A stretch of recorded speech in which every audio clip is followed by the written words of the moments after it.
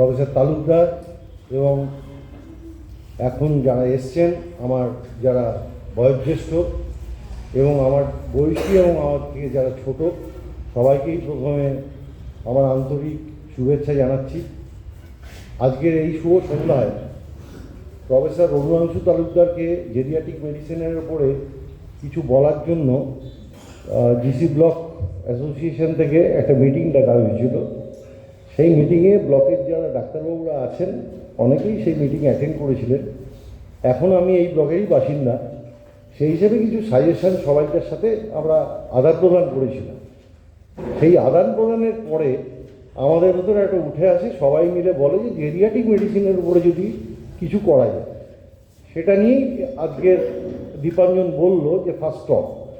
তা যে কোনো টক করার আগে যিনি আমাদের স্পিকার, তাকে ইন্ট্রোডিউস করে যাওয়ার দায়িত্ব কারো না কারো ঘাড়ে পড়ে।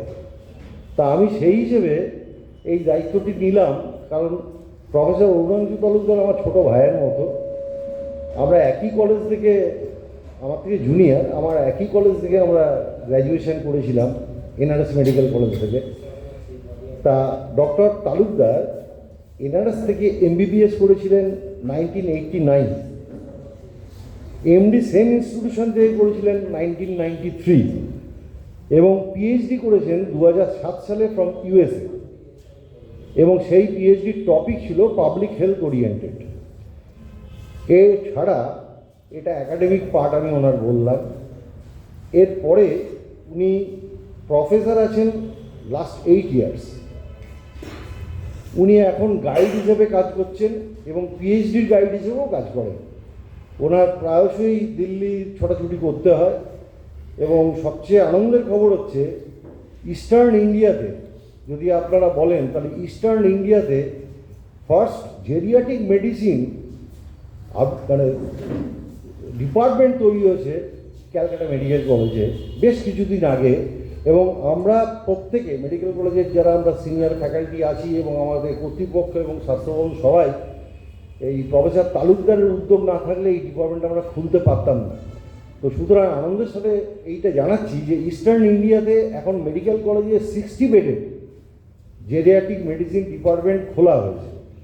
এবং শুধু তাই নয়, তিনি কিন্তু অ্যাজ এ প্রফেসর যেমন টিচার, একদিকে যেমন ডাক্তার, আরেকদিকে খুব ভালো রিসার্চ স্কলার। রিসার্চ ওনার প্রচুর হয়েছে। তার ভেতর রিসেন্টলি আমি দুটো রিসার্চের কথা বলবো।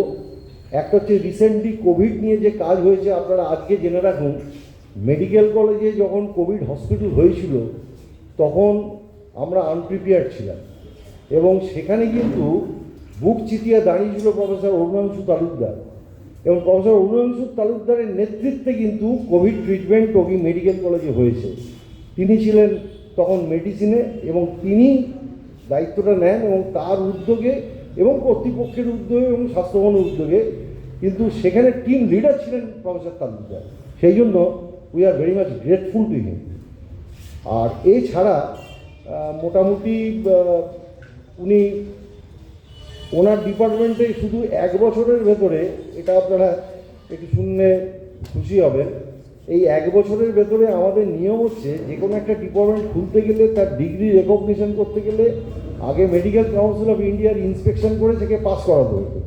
এখন মেডিকেল কাউন্সিল অফ ইন্ডিয়া বদলে হয়ে গেছে ন্যাশনাল মেডিকেল কমিশন, এবং সেটা পাস না করালে তার রেকগনিশনও পাবে না। রেকগনিশন না পেলে কোনো এমডি ছাত্রও ঢুকতে পারবে না। আমি আনন্দের সাথে জানাচ্ছি যে প্রফেসর তালুকদারের নিজস্ব উদ্যোগে উনি মেডিকেল কলেজে খালি ডিপার্টমেন্টই তৈরি করেননি ইস্টার্ন ইন্ডিয়াতে, উনি এখন 3টে এমডি স্টুডেন্টের গাইড হিসেবেও কাজ করছেন। গত বছর বোধহয় ভর্তি হয়েছে, না গত বছর তারা ভর্তি হয়েছে। সুতরাং এইটা ছাড়া এই পেডিয়াট্রিক ডিপার্টমেন্ট আপনার প্রফেসর তালুকদারের সাথে মোটামুটি জানতে পারবেন কী কী ফেসিলিটিস উনি এই মুহূর্তে চালু করেছেন। সেই ফেসিলিটি হচ্ছে জেরিয়াটিক মেডিসিনের ওপিডি ফেসিলিটিস চালু করেছে, আউট পেশেন্ট ডিপার্টমেন্ট। জেরিয়াটিক মেডিসিনে উনি স্পেসিফিক এল্ডারলি ফ্রেন্ডলি একটা অ্যাটমসফিয়ার ক্রিয়েট করার তৈরি করেছেন। এবং তাছাড়া ডিসপেন্সারি, যেমন অন্য লোকদের লাইন দিয়ে ওষুধ নিতে হয়, সেখানে এল্ডারলি পেশেন্টদের আলাদা একটা ডিসপেন্সিংয়ের ব্যবস্থা করেছেন। এবং সবচেয়ে বড় কথা, যাদের কোনো প্রবলেম থাকে লিমসে বা কোনো ফিজিওথেরাপির প্রয়োজন হয় সেটাও আলাদাভাবে উনি তৈরি করেছেন। সুতরাং আমি আর সময় বেশি ব্যয় করব না, আপনারা অধীর আগ্রহে আছেন। আমি আপনাদের কাছে অনুরোধ করব একটু ইন্টারঅ্যাক্টিভ সেশন হলে ভালো হয়। যার মনে যা প্রশ্ন থাকে সেই প্রশ্ন করবেন, প্রফেসর তালুকদার তার উত্তরটা দেবেন। ধন্যবাদ।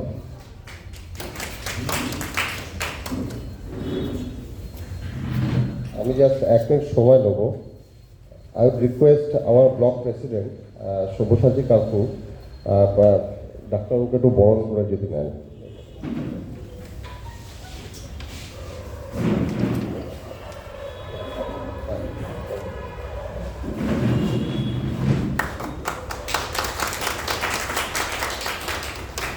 Thank you. Now, like to request Taposh Kapu to give this token of appreciation to Dr. Talukdar.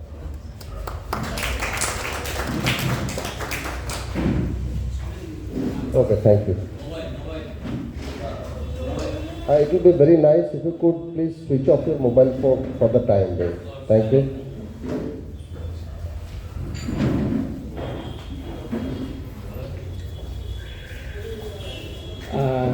নমস্কার সবাইকে। আসলে শকুলদা মানে শকুলদা আমি বলি, আমরা বিশ্বজিৎ নামটা বলি না, কারণ নামটার মধ্যে আমাকে এত ভালোবাসেছে স্টুডেন্ট লাইফ থেকে যে আমি যদি 1 হইতো সেটাকে বাড়িয়ে 10 করে। এটা শকুলদা এনআরএসের স্টুডেন্ট লাইফ থেকেই এটা হচ্ছে যে স্নেহ তো বিরম বস্তু, সেরকম ব্যাপারটা যে আমার কোনো খারাপ শকুলদা কখনো দেখতে পায় না। সেই জন্য এত বড় বড় কথা শকুলদা বললো, কেননা কলেজে যা কিছু হয়েছে আমি হয়তো সেটাকে এগিয়ে নিয়ে গেছি, কিন্তু মানে আমরা সবসময় বলি যে সরকারি জায়গায় কিছু হয় না। আমি এইটুকু বলতে পারি গর্বের সাথে, গত 1 বছরে আমরা সরকারির বিভিন্ন স্তরে যেভাবে আমরা সাহায্য পেয়েছি, অ্যাটলিস্ট আমি ভাইস চ্যান্সেলরের কাছ থেকে 1 ঘন্টার মধ্যে পারমিশন বের করা, ডাইরেক্টরের হেলথ অফ সার্ভিসের থেকে 1 দিনের মধ্যে পারমিশন বের করা, হেলথ সেক্রেটারির কাছ থেকে চিঠি বের করা 1 দিনের মধ্যে, কেন না হলে এই একটা ম্যামথ ওয়ার্ক আমি করতে পারতাম না। আমি জানি না কেন আমি প্রত্যেকের কাছ থেকে আমি ঋণী, যে আমি ভাবিনি যে যখন চ্যালেঞ্জটা গত সেপ্টেম্বরে 26 তারিখে আমার হাতে তুলে দেওয়া হয়, যে হেলথ সেক্রেটারি বলেন যে আমাদের এখানে জেরিয়াট্রিক, আমি আসছি সেই জায়গাটাতে, যে একটা কিছু করতে হবে। তো আমি তখন একদম যে অথই জ্বলে যে আমি কিভাবে করব, একটা কিচ্ছু নেই, একটা চেম্বার থেকে ফিরলাম।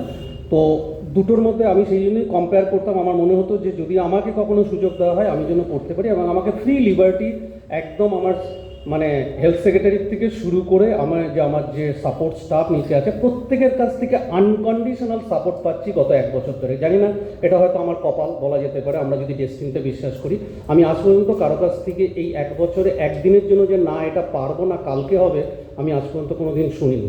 সেই জন্য গভর্নমেন্ট সেক্টরে কাজ হয় না, এটা আমরা গভর্নমেন্টে, আমিও প্রায় 27 বছর ধরে চাকরি করছি গভর্নমেন্ট সেক্টরে। আমি শুনে এসেছি, এই প্রথম আমি একটা অ্যাডমিনিস্ট্রেটিভ জব মানে as a head of the department পেয়েছি। কিন্তু আমার কিন্তু অভিজ্ঞতা কিন্তু ভীষণ ভালো, যে আমি কিন্তু কখনো এখনও পর্যন্ত কারো কাছ থেকে, প্রিন্সিপাল, সুপার, নার্সিং সুপার, কারো কাছ থেকে এখনও পাইনি। এবং রিসেন্টলি 1 তারিখ থেকে চালু করেছি, যেটা পশ্চিমবঙ্গের কোনো হাসপাতালে নেই এবং প্রাইভেটেও কোথাও নেই, মিউজিক থেরাপি, যেটা সুকুলদা যায়নি। অনুরোধ করবো যে 1 তারিখ থেকে আমাদের ডিপার্টমেন্টে গেলে দেখবেন রবীন্দ্রসঙ্গীত বাজছে। মানে এটা একটা এনভায়রনমেন্ট। আমি কেন সেগুলো বলছি, প্রত্যেকটা ওয়ার্ডের মধ্যে একটা কজনের মানে জানি না, আমরা যেরকম এয়ারপোর্টে যেরকম দেখি 72 ইঞ্চি টিভি, যেগুলোতে দেখি লাইভ মানে অ্যাওয়ারনেস জেনারেশন প্রোগ্রাম, আমি সেগুলো ওয়ার্ডের মধ্যে, যাতে প্রত্যেক রকম মানে বয়স্কদের যাতে কী করলে মনটা ভালো থাকে, তারা যেন মনে না করেন যে হসপিটালটা একটা বন্দির দশা যে তাকে।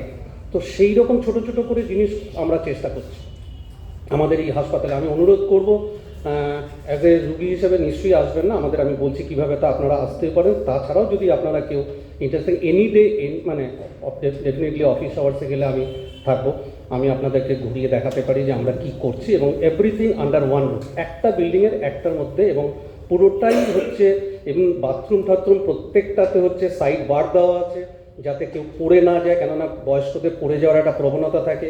ফ্লোর হচ্ছে অ্যান্টি স্কিড করা, যাতে পিছলে যাতে না পড়ে যায়।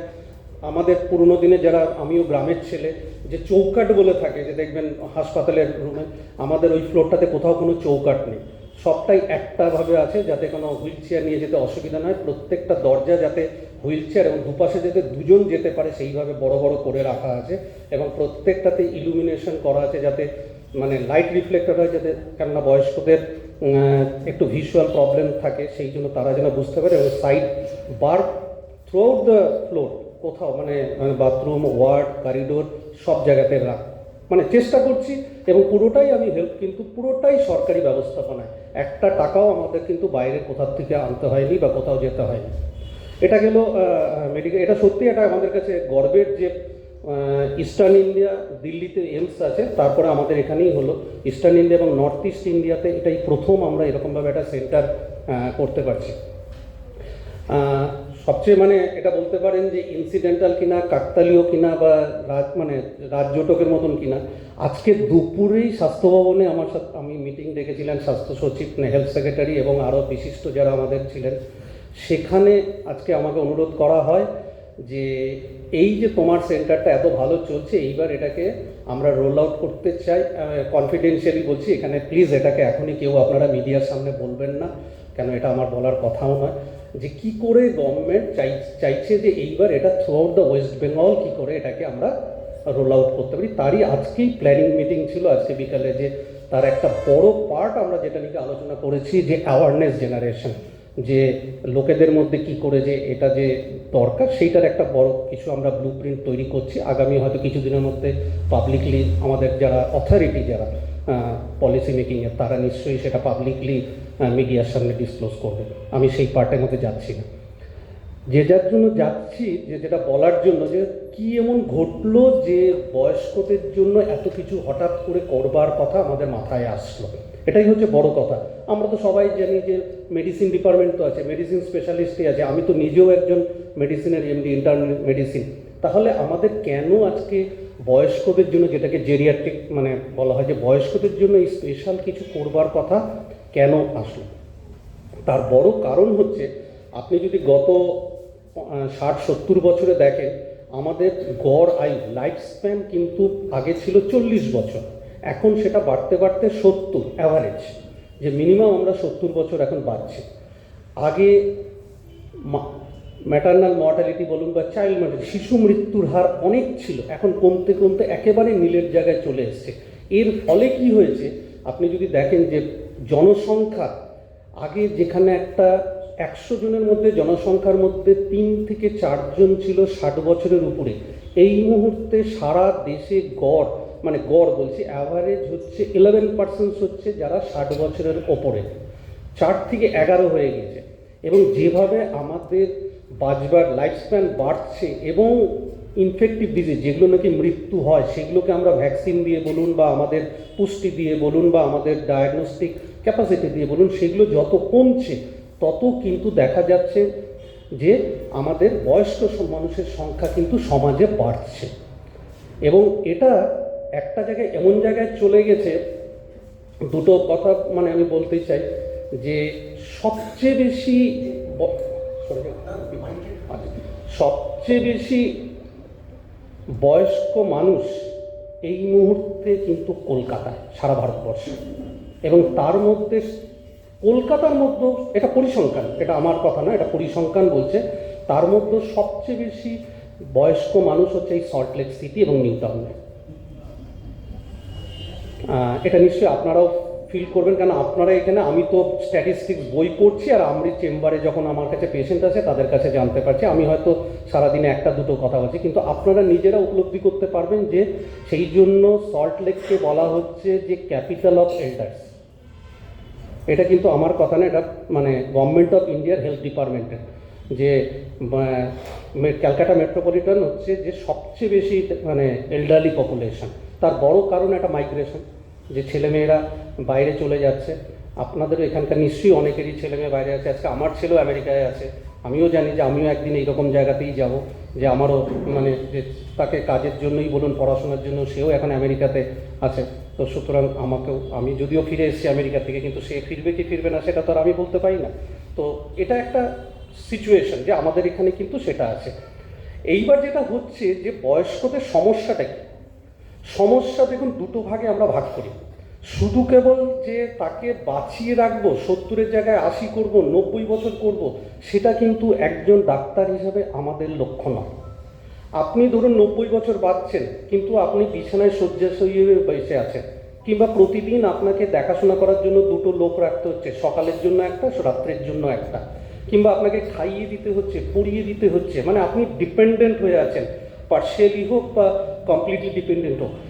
আমাদের ভাষায় সেটাকে বলা হয় কিন্তু যে কোয়ালিটি অফ লাইফ ঠিক নয়। সেই বাচ্চাটাকে কিন্তু আমরা ডাক্তারি পরিভাষায়, আপনি আইনের চোখে বেঁচে আছেন, লাইফ স্প্যান বেড়েছে, কিন্তু যদি বলেন ফাংশনালি হেলদি লাইফ হিসেবে সেটাকে কিন্তু আমরা বাঁচা মনে করতে পারি না। আমরা সেটাকেই বলি হেলদি লাইফ, যেখানে নাকি আপনি নিজের কাজটুকু নিজে করতে পারছেন। নিজের কাজটুকু নিজেকে আমরা 2টো ভাগে ভাগ করি। একটা ভাগ হচ্ছে যে নিজের জামা কাপড় পরা, নিজের খাওয়াটা করা, নিজের বাথরুমে যাওয়া, নিজের বিছানাটা করা, যে কাজগুলো নাকি আপনাকে দৈনন্দিন বেঁচে থাকতে গেলে আপনাকে নিজেকে করতে হবে। সেটা এডিএল আমাদের ভাষায়, যে যারা আমাদের ডাক্তার সহকর্মীরা আছেন তারা সবাই জানেন, অ্যাক্টিভিটিস অফ ডেইলি লাইফ, যেটুকু নাকি আমাদের বেঁচে থাকতে নিজেদেরকে করতে হয়। এইটুকু করাটা একটা পার্ট। আরেকটা পার্ট হচ্ছে যে যেগুলোতে নাকি নিজে করতে পারলে ভালো, কিন্তু না করতে পারলে অতটা নয়। যেরকম হচ্ছে ধরুন বাসে ট্রামে চাপা, ব্যাংকে যাওয়া, শপিং মানে বাজার করতে যাওয়া, এই জায়গাগুলো হচ্ছে যে instrumental activity of daily life. এই 2টো ভাগে ভাগ করি, যে প্রত্যেকটা মানুষের ফাংশনাল ক্যাপাসিটি দেখার জন্য, যে তার ফাংশনালি সে হেলদি কিনা। আমরা শুধু বয়সের দিক দিয়ে হেলদি সেটা দেখে কিন্তু আমরা যারা ডাক্তার, যারা পাবলিক হেলথ নিয়ে, জনস্বাস্থ্য নিয়ে ভাবি, তাদের কাছে কিন্তু এটা বড় জরুরি যে আপনি শুধু কেবল বেঁচে আছে যে একটা বিছনায় শয্যাশয়ী হয়ে, সেইটা কিন্তু মানে এফেক্টিভ না। তো এই ফাংশনাল কোয়ালিটি অফ লাইফ, সেইটা কিন্তু যত বয়স বাড়ে, যদি আমরা সেইটাকে নজর না দিই, আস্তে আস্তে কমতে থাকে। এই জন্যই এখন হচ্ছে যে চেষ্টা করা হচ্ছে যে কি করে আমরা তো সুস্থ, আমরা তো জীবন লাইফ স্প্যানটা বাড়িয়ে দিচ্ছি, কিন্তু সেই লাইফ স্প্যানে যতদিন তিনি বাঁচবেন ততদিন যেন নিজের কাজটুকু নিজে করতে পারে, নিজের প্রোডাক্টিভিটি না থাকে, অ্যাটলিস্ট ইন্টেলেকচুয়াল প্রোডাক্টিভিটি, মানে সেই জায়গাগুলো করতে পারে, তাহলেই কিন্তু সবচেয়ে বেশি এফেক্টিভ হবে যে সোসাইটির জন্য বা তার নিজের জন্য। সেই জায়গাটা কেন জেরিয়াট্রিক ডিপার্টমেন্টের, এই যে আমি যে ডিপার্টমেন্টের কথা বলছি, আজকে এখানে প্রচুর অনেকেই আছেন হয়তো ডায়াবেটিসে ভোগেন, হাইপার টেনশনে ভোগেন, কিডনি ডিজিজে ভোগেন, হার্ট ডিজিজে ভোগেন। এইগুলোর জন্য কিন্তু স্পেসিফিক স্পেশালিটি ক্লিনিক আছে বা স্পেশালিস্ট ডক্টর আছে, বা গ্যাস্ট্রোএন্টারোলজিতে ভোগেন। জেরিয়াট্রিক্স ডিপার্টমেন্টের কাজ কিন্তু তাদের মধ্যে নাক গলানোটা নয়। জেরিয়াট্রিক ডিপার্টমেন্টটা বয়স্কদের যে ডিপার্টমেন্ট, আমরা যে ডিপার্টমেন্টের কথা বলছি, সেইটা হচ্ছে যে যে বিশেষজ্ঞরা আছেন তারা যে জায়গাগুলো তারা কি করছেন, তারা তাদের সিস্টেম, তারা যে হার্ট স্পেশালিস্ট, সে হার্ট রিলেটেড ওষুধ নিয়ে বা তার হার্টটাকে কি করে সুস্থ রাখবে তার জন্য চিকিৎসা করা। যিনি কিডনি স্পেশালিস্ট তিনি হচ্ছেন যে কিডনিটা কি করে ভালো থাকবে সেটাকে দেখা। যিনি গ্যাস্ট্রোএন্টারোলজিস্ট, সে পেটের গ্যাস হচ্ছে কিনা, পেটের হজম হচ্ছে কিনা সেইটাকে দেখা। এই রকম দেখা যাচ্ছে যে সেগমেন্টেড ওয়েতে চিকিৎসাটা করেন। এবং আমি সবসময় বহুত পাই, যেটা নাকি আমাকে জেরিয়াট্রিকে আসতে আরও বেশি করে অ্যাট্রাক্ট করেছে, যে দেখা যায় যে আমার কাছে যখন আসছে পকেট থেকে একটার পর একটা করে দেখা যাচ্ছে 5 জন স্পেশালিস্টের প্রেসক্রিপশন আনছে, এক একটাই হয়তো 3টে 4টে 5টা করে ওষুধ খান, তার মানে প্রায় 20 থেকে 23টা ওষুধ তিনি খান। এবং দেখা গেছে এরকম বহু পাই আমরা যে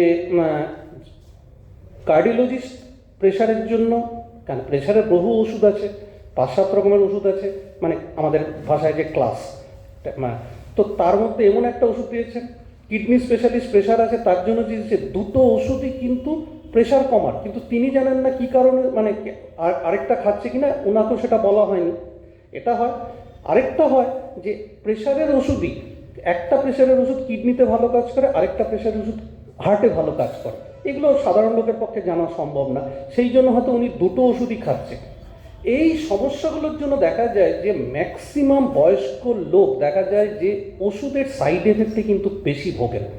আমাদের ডাক্তারি পরিভাষায় বয়স্ক লোক, মানে যে কোনো লোক যদি দিনে 5 রকমের বেশি ট্যাবলেট খায়, তার মানে ইনএভিটেবল, মানে হবেই হবে তার ড্রাগের সাইড এফেক্ট। যে এইটা পলিফার্মাসি আমাদের জেরিয়াট্রিকের ভাষায় যেটাকে বলি, যে মোর দেন মানে 4-5টার বেশি যদি ট্যাবলেট কেউ একজনের দিনে খেতে হয়, তার মানে তার ওষুধের ইন্টারাকশন, একটা ওষুধের সাথে আরেকটার ইন্টারাকশনের জন্য প্রবলেম আসে, এবং সেই প্রবলেমটার জন্য আবার আরেক গেল, তার কাছ থেকে আরেকটা হয়তো হয়ে গেল। লাস্ট পেশেন্ট আমি আজকে এইমাত্র দেখে এলাম, তিনি হচ্ছেন 84 ইয়ার্স ওল্ড একজন বয়স্ক ভদ্রমহিলা, উইডো। তিনি কালকে রাত্রিবেলায় বাথরুম যেতে গিয়ে পড়ে গিয়ে বুকের এখানে লেগেছে। ইটস কোয়াইট কমন যে বয়স্ক লোকেদের পড়ে যাওয়া, এটা কিন্তু পড়ে যাওয়া মানে আমরা ধরে নিই যে বয়স্ক লোকেরা বড় চোখে দেখতে পায়নি পড়ে গেছে, চোখে দেখতে পায়নি পড়ে গেছে, এটা একটা যে হতেই পারে। কিন্তু তার থেকেও বড় কারণ যেটা নাকি আমরা ভীষণভাবে অ্যাওয়ার নই, যে তিনি যে যে ওষুধগুলো খাচ্ছিলেন সেই ওষুধের সাইড এফেক্ট থেকে কিনা, সেই জায়গাটা যে ওষুধের সাইড এফেক্ট যে একটা বড় সমস্যা করে, সেইটা সম্বন্ধে কিন্তু কোনো পার্টিকুলার স্পেশালিস্টের কাছে পার্টিকুলার জায়গায় কিন্তু সেই জায়গাটা দেখা হয় না। এর বড় কারণ হচ্ছে যে যত দিন যায় আমাদের যে দেহের যে অর্গানগুলো বয়সের সাথে সাথে যেরকম আমাদের চুল পেকে যাচ্ছে, চামড়া কুচকে যাচ্ছে, তার মানে কি তার অ্যাক্টিভিটিগুলো কিছুটা হলেও কমছে, এরকম শরীরের ভেতরেরও যতগুলো অর্গান আছে তাদেরও কমতে থাকে।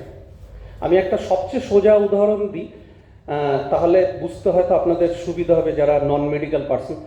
দেখবেন বয়স্ক লোকেরা অনেকেই এসে বলে বা তার বাড়ির লোকেরা বলে যে ডাক্তারবাবু আমার বাবা বা শ্বশুরমশাই বা দাদু দিন দিন রোগা হয়ে যাচ্ছে, কিচ্ছু খাচ্ছে না, খায় না, খেতে চাইছে না, কিছু খেতে দিলেই বলে খাবে না। দেখা গেল তার এন্ডোস্কোপি হয়ে গেছে, কোলোনোস্কোপি হয়ে গেছে, চেস্ট এক্স হয়ে গেছে, ব্লাড হয়ে গেছে, একেবারে প্যানেল হয়তো 10 থেকে 15,000 টাকার ইনভেস্টিগেশন হয়ে গেছে, অ্যাপারেন্টলি কোথাও কিছু নেই, যেটুকু যা আছে এটুকু নর্মাল লিমিটের মধ্যে। কিন্তু প্রবলেমটা হচ্ছে যে আমরা খাওয়াতে জানবেন যে সেই আমাদের বাংলায় প্রবাদী আছে, ঘ্রাণানাং অর্ধনাং ভোজনম, তাই তো, মানে বিয়ে বাড়িতে গন্ধেতেই দেখা যায় যে খিদেটা বেড়ে যায়। বয়স হলে কী হয়, আমাদের যে নাকে যে গন্ধের যে অলফ্যাক্টরি মানে নাকের যে আছে সেগুলো শুকিয়ে যায়, তার মানে গন্ধটা কম পায়, গন্ধ কম পাওয়া মানে খাওয়ার ইচ্ছাটা একটু কমে গেল। লালা গ্রন্থি যেগুলো স্যালাইভারি গ্ল্যান্ড, সেগুলো যত বয়স বাড়ে সেগুলো শুকিয়ে যায়। আমাদের খাবার প্রথম কাজটাই হচ্ছে কিন্তু মুখের মধ্যে চেবানো, মানে কিন্তু কিছু কেবল সফট করে না, তার সাথে যে স্যালাইভা সেটা মিশিয়ে সেটাকে আর কি মেটাবলিজম মানে ডাইজেস্ট করার ফার্স্ট পার্ট সেটা কমে যাচ্ছে। থার্ড হচ্ছে দাঁত থাকে না, তার ফলে তারা বেশি চিবোতে পারে না, চিবোতে পারে না বলে গিলবে না বলে তারা কি করে, তারা ইউজুয়ালি অ্যাভয়েড করে সলিড ফুড, তারা সবসময় প্রেফার করে লিকুইড বা সেমি সলিড ফুড। এর ফলে কী হচ্ছে, তাদের বাক্কাল মাসল যেগুলো দিয়ে আমরা চিবোই যে এই মাসলগুলো, সেইগুলোর পাওয়ার কমে যাচ্ছে, সের ফলে সেটাতেও ক্রাশ করতে পারছে না। এই 4-5টা এবং জিভের টেস্ট বার্ডও কমে যায়, তাহলে জিভের টেস্ট বার্ড কমে যাচ্ছে, নাকের গন্ধের অলফ্যাক্টরি সেল কমে যাচ্ছে, মাসল পাওয়ার কমে যাচ্ছে, দাঁত পড়ে যাচ্ছে, স্যালাইভারি গ্ল্যান্ড শুকিয়ে গেছে। তাহলে ওভারঅল কি হচ্ছে যে তার খাবারটা যে ফার্স্ট ফেজ যেটাকে বলি আমরা গলায় নিয়ে খাওয়া আনন্দের সাথে, সেই পার্টটাই কিন্তু তার কিন্তু কমে যাচ্ছে। এর ফলে কি হয়, তার কোনো কিছু খাওয়ার ইচ্ছেটা কমে যায়, বা যেটুকু বা খায় দেখা যায় যে সেমি সলিড বা লিকুইড। এর ফলে কি হয়, তার একটা নিউট্রিশনাল প্রবলেম শুরু হয়ে যায়, তার একটা ওয়েট লস তো অবভিয়াস হবে। কিন্তু এই জায়গাটা দেখা যায় দিনের পর দিন তার হচ্ছে বলে আমরা বাড়ির লোকেরা হয়তো তার ব্যাপারটাকে অন্যভাবে নিয়ে যে বয়স হয়ে গেছে ওনার খেতে চাইছে না, কিন্তু খাওয়ার কেন কারণ এটা এই জেরিয়াট্রিক স্পেশালিস্টের জায়গাতেই বোঝা যায় যে কেন। এবং এটাকে টিপিক্যাল আমাদের ভাষায় বলি অ্যানোরেক্সিয়া, যে খিদের অনীহা, এটা কোনো ডিজিজের জন্য না, এটা due to the aging process. সেই জন্য অনেক সমস্যা আছে, সব সমস্যাই যে কোনো রোগের জন্য হচ্ছে সেটা নয়, সেই সমস্যাগুলো কিন্তু ম্যাক্সিমামটাই হতে পারে, আমি বলছি না যে সবগুলোই হতে পারে। আপনার আমার বয়স বাড়ছে বলে শরীরের আমাদের প্রত্যেকটা অঙ্গ প্রত্যঙ্গ বয়সের সাথে সাথে যে নরম মানে কর্মক্ষমতা হারাচ্ছে তার কারণে। তাহলে চিকিৎসার মধ্যে দুটো পার্ট আমাদেরকে ভাবতে হবে, একটা হচ্ছে যে বয়স হওয়ার সাথে সাথে যে কর্মক্ষমতা কমে যাচ্ছে, যে অর্গানগুলো, সেই ক্ষমতাটাকে যাতে আমরা মেনটেন করতে পারি সেটার দিকে দেখা। আরেকটা ডেফিনেটলি যেটা আমাদের অন্য কলিগ ডাক্তারবাবুরা বিভিন্ন স্পেশালিস্ট আছেন, তার আগের থেকেই সুগার প্রেশার এগুলো আছে, তার চিকিৎসা করা। কিন্তু ম্যাক্সিমাম টাইমেই দেখা যায় যে এই প্রথম পার্টটা, যে বয়সের সাথে সাথে যেটা নর্মাল চেঞ্জ, ফিজিওলজিক্যাল চেঞ্জ বলি, তার জন্য যে চেঞ্জের জন্য আমাদের শরীরে যে সমস্যা, সেইগুলোকে কিন্তু মানে আমাদের দৃষ্টি আকর্ষণ হয় না, এবং কোনো পার্টিকুলার স্পেশালিস্টরা কোনো সেই জায়গাটার জন্য নেই বলেই আমাদের কিন্তু এই সমস্যা। শুনলে অবাক হবেন যে ইউরোপে বা আমেরিকায় জেনারেল মেডিসিনের লোকের থেকে কিন্তু জেরিয়াট্রিশিয়ান বেশি। তার কারণ হচ্ছে যে তারা চান না যে এই রকম অবস্থায় গিয়ে কেউ একটা পড়ুক। আর আরেকটা বড় জায়গা যেটা দাদা লাস্ট পার্টে বললো, যে সেটা হচ্ছে যে বয়স হলেই দেখবেন অনেকেই বলে যে ডিমেনশিয়া, আমরা জানি যে স্মৃতিশক্তি কমে যাওয়া, এবং এই স্মৃতিশক্তি কমে যাওয়াটা সত্যিই একটা বড় ব্যাপার। কেননা ধরুন আমরা নিজেরাই যদি ভাবি যে আমরা ডাক্তারি পড়াশোনা করে এই ম্যাক্সিমাম মানে নিজেদেরকে কষ্ট করে আমরা প্রত্যেকেই এখানে যারা সমাজে উঠে এসেছি 30-35 বছরের আগে আমরা পড়াশোনার পাঠটা শেষ করতে পারি না, বা চাকরি জীবনের প্রথম ধাপটা পারি। তারপরে নিজের অ্যাক্টিভ ফেজটা শুরু হয় হচ্ছে 40-এর পর থেকে। দেখা যায় যে আমাদের ইনোভেটিভ কিছু আইডিয়া আমাদের উপরওয়ালারা চান, 50-এর পরে গিয়ে দেখা যায় হ্যাঁ আমি সেটাকে ইমপ্লিমেন্ট করার মতন জায়গায় আছি। ডিমেনশিয়া ইউজুয়ালি স্টার্ট হয়ে যায় 60 বছরের থেকে। তার মানে সেইভাবে হিসাব করলে দেখা যায় যে এতদিন ধরে নিজেকে কষ্ট করে তৈরি করার পরে মাত্র 10 বছর আপনি সময় পাচ্ছেন সেই প্রোডাক্টিভিটি সোসাইটিকে দেওয়ার জন্য, যদি আপনার ডিমেনশিয়া স্টার্ট হয়ে যায়। এটা শুধু আমাদের দেশের সমস্যা না, সারা পৃথিবী জুড়ে সমস্যা যে ডিমেনশিয়াটাকে কি করে আটকানো যায়। যে বয়স হলে যে স্মৃতিশক্তি কমে যাও, কেন যদি আটকাতে পারি তাহলেই কিন্তু তার প্রোডাক্টিভিটিটাকে, শুধু প্রোডাক্টিভিটি মানে গায়ে খাটা প্রোডাক্টিভিটি না, ইন্টেলেকচুয়াল প্রোডাক্টিভিটি, সেটাকে যদি আমি 60-র পরে ডিমেনশিয়া না হতে দিয়ে সেটাকে যদি 70-75-এ করি, তাহলে আমি তার কাছ থেকে কিন্তু প্রোডাক্টিভ আরও 15 বছর পাবো, যেটা নাকি আমাদের সোসাইটির পক্ষে অনেক বেশি ইম্প্যাক্ট হবে। এবং সেই জন্য এখন এই মুহূর্তে আপনারা মানে বলতেই পারেন পৃথিবীতে সমস্ত দেশে সবচেয়ে বড় যে রিসার্চ চলছে যে কী করে ডিমেনশিয়া কেন হয়, কেননা এখনও পর্যন্ত ডিমেনশিয়া কমানোর মতন বা বন্ধ করার মতন কোনো ওষুধ এখনও পর্যন্ত আবিষ্কার হয়নি। কেন হচ্ছে সেই নিয়ে নিরন্তর গবেষণা চলছে। তার মধ্যে আমি আরও এটা বলছি কেন, যে তার মধ্যে সবচেয়ে বড় রিসার্চ যেটা হচ্ছে সেটা কিন্তু এই ভারতবর্ষে। প্রায় 70,000 লোকের মধ্যে গত 2018 সাল থেকে শুরু হয়েছে, যে সারা ভারতবর্ষে, তার মধ্যে পশ্চিমবঙ্গের প্রায় 4,000 লোক আছে, যে তাদেরকে আগামী 25 বছর ধরে, অলরেডি 4 বছর হয়ে গেছে, যে 25 বছর ধরে দেখা হবে যে তাদের কবে ডিমেনশিয়া স্টার্ট করছে। প্রতি ফ্রিকোয়েন্ট ইন্টারভ্যালে তাদেরকে বিভিন্ন রকমভাবে পরিমাপ করা হচ্ছে, এবং কি তার কারণ থাকতে পারে। তো এটা হচ্ছে ওয়ার্ল্ডের লার্জেস্ট স্টাডি, এবং সেটা আমেরিকা বলুন, ইউকে গভর্নমেন্ট বলুন, রাশিয়া বলুন, চায়না বলুন, প্রত্যেকে এটা অধীর আগ্রহে তাদের আমাদের যে ফার্স্ট 2018 সালে, যেটা 19 সালে করা হয়েছিল, 2020-তে আপনারা সবাই ইন্টারনেটে দেখতে পাবেন, longitudinal ageing study in India, LASI বলে তার পুরো রিপোর্ট আছে, ইন্ডিয়ার রিপোর্ট, এবং স্টেট ওয়াইজ যে ওয়েস্ট বেঙ্গল বলুন প্রত্যেকটা স্টেটের যে সেখান থেকে কিন্তু আমরা ডিমেনশিয়ার, আমরা জানতামই না যে ডিমেনশিয়ার এই স্টাডির থেকে উঠে এসছে যে ডিমেনশিয়া মহিলাদের মধ্যে বেশি হয় মহিলাদের মধ্যে, আমাদের এখানে দেখা গেছে। তার একটা বড় কারণ, তারা বেশিক্ষণ উনুনের ধারে ধোঁয়ার কাছে থাকে, মানে স্মোক এক্সপোজার। আমরা যে স্মোকিং এক্সপোজার, কেননা কাঠের ঘরে রান্না করা বা উনুনের যে কয়লার উনুনে, এখন তো গ্যাস হয়েছে, কিন্তু গ্যাসটার হালে কিছুদিন হলো হয়েছে, কিন্তু যাদের এখন আমরা ডিমেনশিয়া পাচ্ছি তারা এখন 60 বছর বা 65 বছর বা এইরকম জায়গায়, তাদের সময় তারা রান্নাবান্না করতেন কাঠে বা কয়লায়, তাদের ক্ষেত্রে কিন্তু একটা বিশাল ফ্যাক্টর উঠে এসছে যে এই স্মোক বা পলিউশন কিন্তু একটা বড় ফ্যাক্টর ডিমেনশিয়া হওয়ার জন্য। তো এইরকম ছোট ছোট জিনিসগুলো জানা যাচ্ছে যে ডিমেনশিয়া কীভাবে আসছে, এরকম ইন্টারেস্টিং বেশ কিছু ঘটনা আসছে। তো আমার ওভারঅল বলার উদ্দেশ্য, যে যেটুকু বলে আমি শেষ করব, আপনাদের কাছে বলবো যে আপনাদের যেভাবে প্রশ্ন করবেন আমার পক্ষে যতটা সম্ভব আমি উত্তর দেওয়ার চেষ্টা করব। যে এই রকম একটা স্পেশালিটি ডিপার্টমেন্ট আমরা চাইছি যে আরও হোক, এবং অ্যাওয়ারনেস প্রত্যেকের মধ্যে আসলে আমাদের পক্ষে সুবিধা হবে, প্রত্যেককে সুস্থ রাখা, সতেজ রাখা, এবং হেলদি লাইফ যেন লিড করতে পারে। যে শুধু বেঁচে থাকাই নয়, যে বয়সের তারিখে যে না উনি 80 বছর বেঁচে আছেন সেটা নয়, 80 বছর অ্যাক্টিভলি বেঁচে ছিলেন, সেটাই কিন্তু আমাদের টার্গেট। এবং সেই জন্যই আমরা আমাদের কলেজে যেরকম একটা ডিপার্টমেন্ট চালু করেছি, আমরা খুব আশাবাদী যে আগামী 2-4 বছরের মধ্যে আমরা সারা পশ্চিমবঙ্গেই হয়তো সেইভাবে পারবো। এরকম আমরা চেষ্টা করছি, যে যখনই সুকুলদা বললাম বললাম হ্যাঁ আমি যাব, আমি বা আমার ডিপার্টমেন্টের আরও কয়েকজন, আমাদের বেশ কিছু জন আছেন যারা এই প্রচারের মধ্যে, বিশেষ কিছু ডাক্তারবাবুরা আছেন, তারা এটাকে একটা ধ্যান জ্ঞান হিসাবে নিয়েছেন যে এই প্রচারটা যত বেশি মানুষের কাছে পৌঁছে দেওয়া যায়, তারই বলতে পারেন যে সেই উদ্দেশ্যেই আমি কিন্তু একদম বলার সাথে সাথে রাজি হয়েছি। ধন্যবাদ। আপনাদের যদি না না আমি দাঁড়িয়ে বলছি, স্যার বসুন, হ্যাঁ কিছু বলবেন? এখন সুবিজন আপনাদের কাছে আমার অনুরোধ যে আপনারা যদি কিছু জিজ্ঞাসা থাকেন সেটা এখন করতে পারেন। ডক্টর তালুকদার আছেন, উনি উত্তর দেবেন। আর এর মধ্যে আমি ডক্টর শুকুলকে বলবো যদি কিছু বলার হয় বলে দেবেন। ঠিক আছে, তাহলে আপনাদের যা প্রশ্ন মনে এসছে বা মনে হতে পারে সেগুলো দয়া করে কাগজে লিখে প্যাড বা মুখেও বলতে পারে,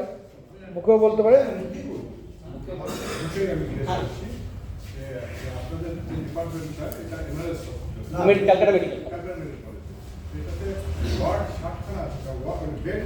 30টা, হ্যাঁ 15টা পুরুষদের, 15টা মহিলাদের, 30 না 35 বলা যায়, 5টা হচ্ছে আইসিইউ। ক্রাইটেরিয়া, হ্যাঁ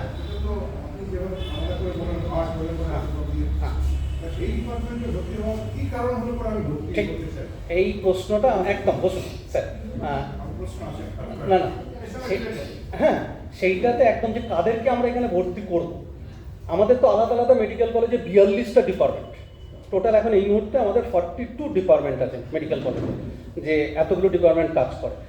এই ডিপার্টমেন্টে আমরা তাদেরকেই নিচ্ছি যেখানে নাকি মাল্টি মরবিডিটি, একসাথে 3-4টে মানে ডিজিজ আছে, হার্টের প্রবলেম, কিডনির প্রবলেম, এটার প্রবলেম, তার সাথে তাদের যদি পলিফার্মাসি থাকে, যে 20টা 22টা ওষুধ খাওয়ার জন্য এফেক্ট থাকে, তাদের যদি দেখা যায় যে মোবিলিটি ডিসঅর্ডার, যে তাদের আর কি হাঁটা চলা করতে পারছে না, যে সেটাকে না ঠিক করলে অন্য জায়গায় হচ্ছে না, এইরকম যেগুলোতে হচ্ছে মাল্টি স্পেশালিটি ইনভলভমেন্ট সাইমেলটেনিয়াসলি লাগবে একসাথে।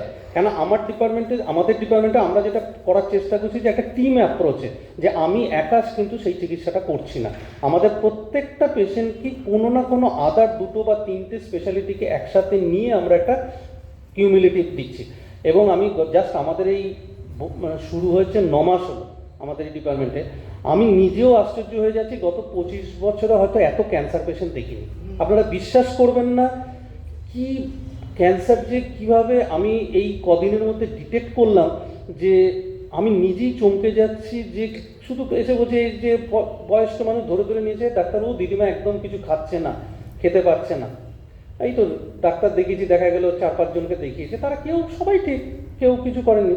কিন্তু আমরা যখন তাকে থরলি একটা চেক আপের জন্য একটা যখন ওভারঅল তাকে আমাদের একটা প্রোফর্মা আছে, সেটাকে বলি আমাদের ভাষায় কম্প্রিহেন্সিভ জেরিয়াট্রিক অ্যাসেসমেন্ট, মানে তার একেবারে মাথার থেকে পায়ের নখ পর্যন্ত তার পুরো অ্যাসেসমেন্ট করা হয়, যে তার কোথায় কোন প্রবলেমটাকে আছে, সেই অনুযায়ী তারপরে আমাদের যারা কলিগ আছে তাদের সাথে ডিসকাস করে আমরা একটা ওভারঅল প্রেসক্রিপশন করার চেষ্টা করছি। It's a very tedious job, মানে একদিনে একজনকে করতেই প্রায় 2 থেকে 3 ঘন্টা লেগে যায় তার জন্য, সেইটা আমরা চেষ্টা করছি। হ্যাঁ হ্যাঁ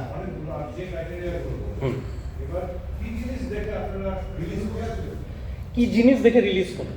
রিলিজ দেখুন, ব্যাপারটা হচ্ছে যে আপনাকে যে অ্যাকিউট প্রবলেমগুলো, কেননা আমরা তো কখনো আর আপনাকে 20 বছরের একটা বাচ্চার মতন জায়গায় নিয়ে যেতে পারবো না, যে জায়গাটাতে দেখা যায় যে আপনাকে আমরা দুটোভাবে ভাগ করি, যে আপনাকে যেন নিজের থেকে যাতে যে এমার্জেন্সি সিচুয়েশনটা টাইড ওভার হয়েছে, কেন আমরা এই মুহূর্তে ক্রনিক কোনো প্রবলেম সেই জায়গাটাকে এখন আমরা হসপিটালে রাখি না, তাহলে আমরা বেড দিতে পারবো না সবাই। আমাদের ভবিষ্যতে প্ল্যান আছে যে আমরা যদি এরকম একটা কোনো বলছি না যে আমরা যদি এরকম রাখতে পারি যাদের হচ্ছে যে আর এগুলো সারবে না কিন্তু এইভাবে তাদেরকে রাখতে হবে, এরকম যদি কোনো একটা সেন্টার বা কিছু একটা বানাতে পারি, সেগুলো আরও 2-4 বছর গেলে আমরা বলতে, আমরা সবে কি বলে জন্মে কি হাঁটা শুরু করেছি। হ্যাঁ বলুন স্যার। আমার একটা প্রশ্ন আছে। হ্যাঁ আমরা হ্যাঁ হ্যাঁ আমরা যা পেশেন্ট, যখন পেশেন্ট পার্টি কিংবা পেশেন্ট, সে তার আইদার ডায়াবেটিস আছে, কার্ডিওলজিক্যাল প্রবলেমস আছে, কিডনি প্রবলেম আছে, আমরা মোটামুটি একজন ফিজিশিয়ানের কনসাল্ট করি, হ্যাঁ। তারপরে আমরা স্পেশালিটিতে চলে যাই। হুম। যখন নাকি ধরুন ডায়াবেটিস আন্ডার কন্ট্রোল থাকে না, ব্লাড প্রেশার আন্ডার কন্ট্রোল থাকে না, তো at that point of time polypharmacy কিন্তু তখনই হয়ে যাচ্ছে। একটা পেশেন্ট, আমি আজকের দিনে উইথ ইনসুলিন 5-7টা ওষুধ খাই, ঠিক আছে? এইবার when should a patient consider that he should attend a geriatric medicine? এই কারণ আমি তো মনে করছি আমার ডায়াবেটিসের জন্য কাজ হচ্ছে, কার্ডিওলজির জন্য কাজ হচ্ছে, তো কখন একটা পেশেন্ট ডিসাইড করবে? কারণ পেশেন্টকে ডিসাইড, আপনি আজকে আমাকে আমার সাথে দেখা হচ্ছে, আপনি তো সবাইকে বুঝতে পারছেন না। তো জেরিয়াট্রিক মেডিসিন কখন কনসিডার করবে হ্যাঁ। সেইটা আমরা কি করে বুঝবো? ঠিক, এইটা কনসিডার করার জন্য আমাদের এখানে এখনো পর্যন্ত কিন্তু সেই ইনফ্রাস্ট্রাকচারটা আসেনি, হয়তো আরো 10 বছর বাদে যেটা করার কথা আমাদের ভাবা আছে, যে গোল যেটা নাকি ইউএসএতে বা ইউকেতে আছে, যে ফ্যামিলি ফিজিশিয়ান সেই কিন্তু পিভট জানবে। আমরা বড্ড বেশি ফ্যামিলি ফিজিশিয়ানের থেকে স্পেশালিস্ট ডিপেন্ডেন্ট আমরা বাঙালিরা। যদি একজন ফ্যামিলি ফিজিশিয়ান, যেটা হচ্ছে যে বিদেশে হচ্ছে আপনার যাই হোক না কেন কম্পালসারি আপনার ফ্যামিলি ফিজিশিয়ানের কাছে যেতে হবে। হি উইল ডিসাইড যে নেফ্রোলজিস্টের কাছে যাবে না কার্ডিওলজিস্টের কাছে যাবে, যা লিখে দিকে না ব্যাক টু ফ্যামিলি ফিজিশিয়ান হতে হবে। সেই ফ্যামিলি ফিজিশিয়ান যখন, আমি দুটোভাবে বলছি, যে সেই ফ্যামিলি ফিজিশিয়ান যখন মনে করবেন যে না এই জায়গাটা টু কনসাল্ট উইথ জেরিয়াট্রিশিয়ান, এবং সে তখন কখন মনে করবে, তার যদি সেই কারণে ট্রেনিংটা থাকে, তার যদি ট্রেনিংটাই আমরা এখনো না দিতে পারি, তাহলে তো তার পক্ষে মানে ইগনোরেন্সটা হচ্ছে প্রবলেম। সেই জন্য আমাদের কাছে এখন দুটো চ্যালেঞ্জ, যে একটা হচ্ছে এখনও যারা জিপি করেন জেনারেল প্র্যাকটিশনার, তাদের মধ্যে এই প্রচারটা, কেন আমরা তো সব মানুষকে গিয়ে প্রচারটা করতে পারবো না, যে তাদের মধ্যে প্রচার করা যে এই যে পলিফার্মেসির যে কথাটা বলেন, একটা এক্সাম্পল, ফল, ফ্রিকুয়েন্ট ফল পড়ে যাচ্ছে, বারবার পড়ে যাচ্ছে, ফ্র্যাকচার হচ্ছে, অর্থোপেডিশিয়ানের কাছে যাচ্ছে, অর্থোপেডিশিয়ান তো ঠিকই তার ফ্র্যাকচার ফিমার হয়েছে, তার অপারেশন করছে, কিন্তু ফল কেন হচ্ছে, যে তার হয়তো পায়ের যে লিগামেন্টটা, সেই লিগামেন্টটা হচ্ছে লুজ হয়ে যাচ্ছে বলে তার পায়ের স্টেপিংয়ের প্রবলেম হচ্ছে, স্টান্সে। এই জায়গাগুলো যদি আজকে একজন জিপি, যে মনে করেন যে এই ভদ্রলোক এই বছর 2বারের বেশি ফল হয়েছে, তার একটা আমাদের চেক লিস্ট আছে, তাহলে he should refer that patient to A geriatric specialist. এটা কিন্তু আমাদের দেশে আসতে আরও 10 বছর লাগবে। জেনারেলি কি হয়, এই জিপিরাই জেরিয়াট্রিক মেডিসিনে পাঠায় না, পাঠায় হচ্ছে এখন নেই তো, কার কাছে পাঠাবে? স্পেশালিটিতে পাঠায়। আর কার কাছে পাঠাবে? এখনো তো আমাদের আসেনি। পশ্চিমবঙ্গে এখনো পর্যন্ত আমাদের জেরিয়াট্রিক প্র্যাকটিস করে হাতে গুনে 50 জনও নেই। তাহলে এই প্রায় কত 7 কোটির লোক আমাদের, তার মধ্যে 7 কোটির মধ্যে 10% ধরুন, প্রায় 70 লক্ষ 50 যদি আমি ধরি, তো সেই জায়গায় তার জন্য তো এটা তো কোনো মানে আমি তো বলে লাভ নেই যে আমি এটা কেন পাঠাচ্ছে না। আমরা যখন তৈরি করতে পারবো একজন জেনারেল প্র্যাকটিস জিপি, যে গ্রামে গঞ্জে মানে মফস্বলে সব জায়গাতে যে তারা ট্রেন, তখন আমি এক্সপেক্ট করতে পারি যে কেন পাঠায় না। আমি আগে তো তাকে দোষ দিয়ে লাভ নেই, আমাদের আগে তো নিজেদের জায়গাটাকে ঠিক করতে হবে, যে তাদেরকে ট্রেন করা, তাদেরকে অ্যাওয়্যার করা। আমি যখন এমডি পড়েছি তখন তো জেরিয়ার থেকে জানতামই না। এখানে 30টা বেড যে আছে, হ্যাঁ। মানে এরকম রোগী তো অনেক আছে। হ্যাঁ। তারা মনে হচ্ছে আপনার ডিপার্টমেন্টে যেতে চায়, হ্যাঁ। how to prioritize to get him or her application? এইটা দেখুন ডিপেন্ড করে যে এখনো আমরা কোনো রকম প্রোটোকল বানাইনি, এখনো ওপিডিতে যেভাবে আসে তাদের মধ্যে যদি দেখি যে ফার্স্ট কাম ফার্স্ট সার্ভ হচ্ছে, এখনো আমরা সেই জায়গাটায় ওয়েট লিস্ট করার মতন জায়গায় আমরা এখনো আসিনি। বললাম না, উই আর মানে আমরা সবে মানে আমাদের এখনো ভুলভ্রান্তি হচ্ছে যে পরের পেশেন্টটা যে এখন বেড শেষ হয়ে গেছে 2টোর সময় যে এসে তাকে বুঝি ভর্তি করলে ভালো, যে যাকে করে ফেলেছি তাকে তো ক্যান্সেল করতে পারবো না। হ্যাঁ স্যার, আমি একটা জেনারেল প্রশ্ন করতে চাই। হ্যাঁ, বল। ওদের কাছে আমি একটা সাধারণ রেজিস্ট্রেশন প্রশ্ন জিজ্ঞেস করছি। ফর 60+ না, ফর 70+ করছি। ধরুন আমরা ডাক্তারবাবুর কাছে যাই, ওষুধ দেয়, সবাই বলে, কিন্তু আমি জানতে চাইছি যে role of exercise to continue practice মানে ওয়ার্কিং লাইফ, এটা কীভাবে এফেক্ট করে এবং কাদের কী ধরনের ব্যায়াম করতে পারি। আমার মনে হয় exercise has got a vital part regarding the maintaining health. এটা যদি আপনি একটু অ্যাডভাইস করেন, আমরা শুধুভাবে ওষুধ খেলেই হয়ে যাবে বা ভাত খেলেই হয়ে যাবে, আই ডোন্ট থিঙ্ক সো। এটা আপনার একটা অ্যাডভাইস আছে। ঠিক, একদম ঠিক জায়গায় ধরেছেন। আমি মানে এইটা মিস করে গেছি বলতে গিয়ে, যে আসলে আমি বেশি বলে ফেলছি বলে আমি থেমে গেলাম। যে আমাদের দেখবেন একটা ধারণা আছে যে বয়স হয়ে গেলে বাবা মাকে বা দাদু দিদাকে বাড়ির থেকে বেরোতে দিই না। কেন বেরোতে দেওয়া নেই? পড়ে যাবে, ও অমুক করবে। এটা দেখবেন এটা মানে কি বলে ওভার কেয়ার বলা যেতে পারে, যে অনেকগুলো কারণেই হয়। এবং উল্টোটা হওয়া উচিত যে তাকে কিন্তু অ্যাক্টিভলি এনগেজ থাকা উচিত এক্সারসাইজে, যে যত বেশি তার মানে এক্সারসাইজ বলতে আমি শুধু বলছি না যে সেই শাহরুখ খানের মতন মানে ওয়েট লিফটিং ব্যায়াম করার জন্য, তার দৈনন্দিন যিনি যে কাজ করতেন, encourage them to do that kind of thing as much as possible. শুধু কেবল তার টেনশন যে আমি অফিসে চলে গেছি, সেই সময় আমার মা যদি বাইরে বাজার করতে গিয়ে পড়ে যায়, আমাকে অফিস থেকে ফিরে আসতে হবে। সত্যি কথা বলতে আমরা তো সেই ভয়ে তাদেরকে বাইরে পাঠাই না। সেই জায়গাটাকে যে সে হয়তো ছেলে হায়দ্রাবাদে বা ব্যাঙ্গালোর থাকে, মা তোমার যেতে হবে না, আমি আমাজনে জিনিসপত্র পাঠিয়ে দিচ্ছি। আমি হয়তো মা হয়তো খুশি হচ্ছে যে আমার ছেলে আমাজন থেকে প্রতি সব দিন বিকালবেলা আমার বাড়িতে চলে আসে, কিন্তু ইনডাইরেক্টলি এটা কিন্তু তার ক্ষতি করছে। এক্সারসাইজ, আপনাকে কোনো স্পেশালাইজড এক্সারসাইজের কথা রেকমেন্ডেশনের জায়গাটা আমরা ওল্ড এজে, আনলেস যদি আপনার সেরকম স্পেশাল কোনো প্রবলেম থাকে, যে ধরুন আপনার ব্যাকের প্রবলেম আছে, আপনার সার্ভাইকাল প্রবলেম আছে, বা আপনার হিপ জয়েন্টের প্রবলেম আছে, সেটা পার্টটা আলাদা। সেটার জন্য আমরা ফিজিওথেরাপিস্ট আছে, যে আমরা সেইখানে বসে যে তার আপনার কীরকম, সেটা ফ্রি হ্যান্ডই হোক বা উইথ ইনস্ট্রুমেন্ট হোক, সেটার জন্য একদম আলাদা বাজবে, আমি সেই পার্টটা আছে। কিন্তু daily at least half an hour to 45 minutes either walk হতে পারে, সাইক্লিং হতে পারে, সুইমিং হতে পারে, ডান্স হতে পারে। কেন আমি এরকমও ইউএসএতে আমি পেশেন্ট দেখেছি, মানে পেশেন্ট বলবো না, মানে যে 86 ইয়ার্সে সে যা মানে ডান্স করছেন, মানে ফিজিক্যালি ফিট, আমি দেখে গিয়েছি। এইখানে হঠাৎ মনে পড়ে গেল, আপনাদের বলতে দ্বিধা নেই, আমি গর্বের সাথে বলতে পারি এই মুহূর্তে বিশ্ব চ্যাম্পিয়ন 5 কিলোমিটার রেসে যিনি হয়েছেন, তিনি 80 বছর বয়সে, মানে 80 বছর বয়সে, দেখবেন পেপারে বহুবার বেরিয়েছে গত 1 বছর ধরে, চারিদিকে খবরের কাগজ থেকে শুরু করে বিভিন্ন জায়গায় যাকে নিয়ে সম্বর্ধনা, কালকেও রবীন্দ্র সদনে ছিল, তিনি আমার মা। 80 বছর বয়স, মা প্রাইমারি স্কুলের টিচার ছিলেন, আমি যে স্কুলেই পড়েছি সেই স্কুলে। মা প্রতিদিন, আমি আমার ছোটোবেলার থেকে দেখছি, মা কোনোদিন ওই তখনকার দিনে রিক্সো বা ভ্যান ছিল, এখন নয় টোটো হয়েছে, মা 3-6 কিলোমিটার হেঁটে, এখনও এসডিও অফিস, আমার বাড়ি গ্রামে, এসডিও অফিস জানেন নিশ্চয়ই, এসডিও বিডিও অফিস বলে, সেগুলো এখনও যখন মা, এখনও যা আমাদের পাড়ার বাচ্চা, মা একটা ছোটো চালায়, যে মা রিটায়ারমেন্টের পরে ওই নিয়ে ওদের বাচ্চাদের নিয়েই পড়ে আছে, তাদেরকে নিয়ে হেঁটে হেঁটে মা এখনও দিনে প্রায় 8 থেকে 10 কিলোমিটার হাঁটে। মা এখনও পর্যন্ত একটা ট্যাবলেট আজ পর্যন্ত, ওই খুব বেশি জোর করে, একদিন টোটোর থেকে অ্যাক্সিডেন্ট হয়ে, মানে টোটো উল্টে গেছিলো বলে, লেগেছিল বলে জোর করে আমরা একটু ওষুধ দিয়েছি, তাও প্যারাসিটামল। মা বলেছে আমার এসব লাগবে না বাবা, তোদের লাগে তোরা খাস। মা তো ফিজিক্যালি ফিট, সিঙ্গাপুরে একা সিঙ্গাপুরে গিয়ে ওয়ার্ল্ড চ্যাম্পিয়ন হয়ে মেডেল নিয়ে ফিরে গেল, একা গেছে।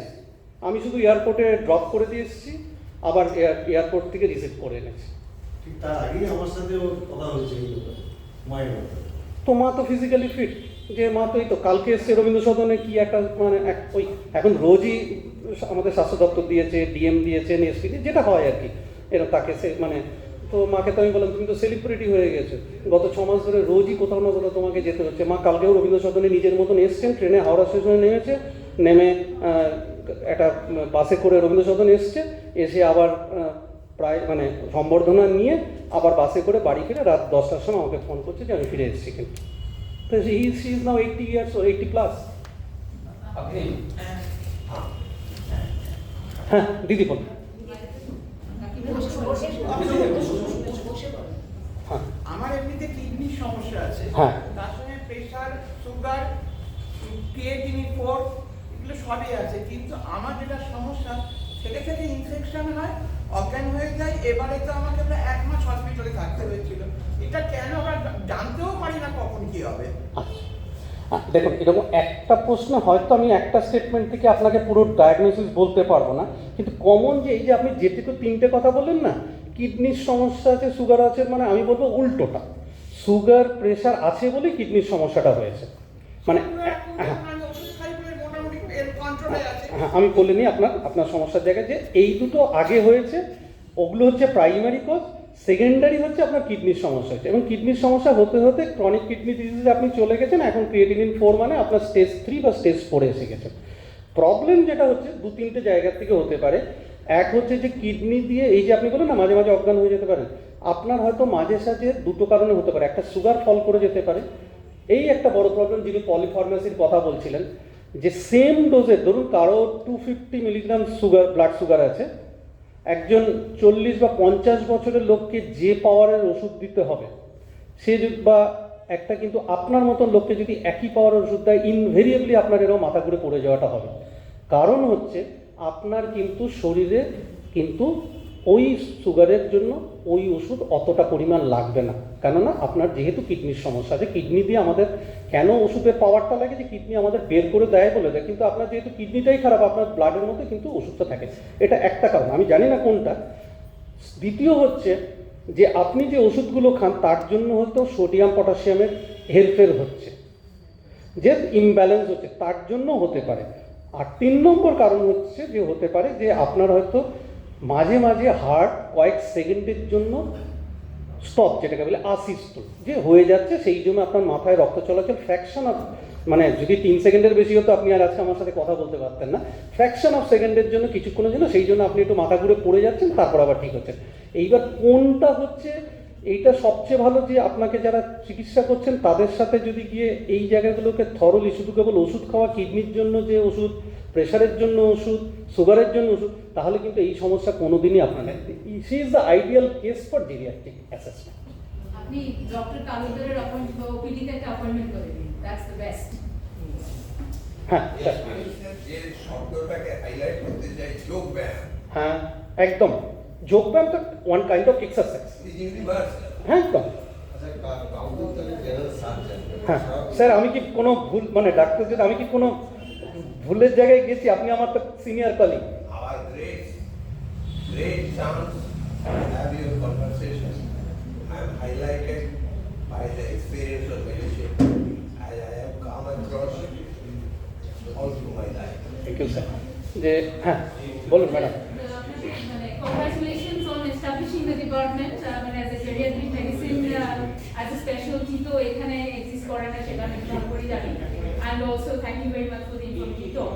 আপনি বললেন আপনার ডিপার্টমেন্টে অনেক রকম সেফটি রয়েছে, ওয়াইড করিডোরস, ওই চৌকাঠগুলো নেই, হ্যান্ডেলস রয়েছে, এইগুলো হোম সেফটিতে এগুলো ট্রান্সফার করা, সেটা how can that be done? এই ইনফরমেশন লোকে কোথায় পেতে পারে? দুটো রূপা গাঙ্গুলি, হ্যাঁ, উনি আমাদের ব্লকেরই একজন প্রেসিডেন্ট, বর্তমানে ইউপিতে জেনারেল ফিজিশিয়ান প্র্যাকটিস করেন। ও গুড। তাহলে তো আপনি মেডিকেল পার্সন, তাহলে আপনি আমার লাইন ইয়েতেই আছেন, সুতরাং আপনাকে আরও বলতে হয়তো আমার টার্মিনোলজিতে আরও তাড়াতাড়ি সুবিধা হবে। দুটোভাবে যে সেফটি হোম ফর জেরিয়াট্রিশিয়ান বলে ওয়েবসাইটে প্রচুর ভালো ভালো জায়গা আছে, সেখান থেকে আপনি একটা কপি করে রাখতে পারেন যে কি কি সেফটির মধ্যে। কমনেস্ট যেটা প্রবলেম হচ্ছে যে লাইট। কি হয়, তাদের তো ক্যাটারাক্ট যে সবার তা তো না, ইম্যাচিওর ক্যাটারাক্ট বেশি রাদার দ্যান ম্যাচিওর ক্যাটারাক্ট। সেই জন্য এই দেখবেন যে কয়েকদিন ধরে খবরের কাগজে বারবার করে দিচ্ছে যে প্রচুর অ্যাক্সিডেন্ট হচ্ছে। শীতকালে প্রচুর অ্যাক্সিডেন্ট হওয়ার বড় কারণ হচ্ছে কিন্তু লাইট, যে একটা কুয়াশা থাকার জন্য লাইটটা কমে যাচ্ছে। বয়স্কদেরও কিন্তু একটু ঘোলাটে দেখে, সেটার জন্য পড়ে যাওয়াটা। সেই জন্য লাইটটা, তার ঘরের লাইট, তার বারান্দার লাইট, তার বাথরুমের লাইট, যদি অন্যান্য সময় আমরা যারা ইয়াং ছেলে মেয়ে তারা হয়তো তারা চাইবে যে একটু কম আলোতে থাকছে বা তাদের এইটাতে দেখতে পাচ্ছ না, কিন্তু তাদের যে ঘরগুলোতে সেখানে কিন্তু লাইট একটা বড় ফ্যাক্টর, এইটা রাখতেই হবে। তাদের ফার্নিচারগুলো চেষ্টা করা উচিত যে যত মিনিমাম ফার্নিচার থাকবে, কেননা তাদের মুভ করতে, টার্ন অ্যারাউন্ড করতে তাদের অনেকটা স্পেস লাগবে। আপনি জানেন যে তাদের স্টান্সটা নিতে, তারা তো আর এরকম ট্রেনেল বা দাঁড়াতে পারবে না, তাদের স্টান্সটা একটু ওয়াইড অ্যাঙ্গেল স্টান্স হবে, সুতরাং তাদের এরকম করে ঘুরতে অনেকটা লাগবে। সেইখানে যদি ন্যারো স্পেস থাকে তাহলে গুঁতো খাবে, গুঁতো গেলে জিনিসটা পড়বে না, সেই জিনিসটা তার ঘরে পড়বে। এটা 2।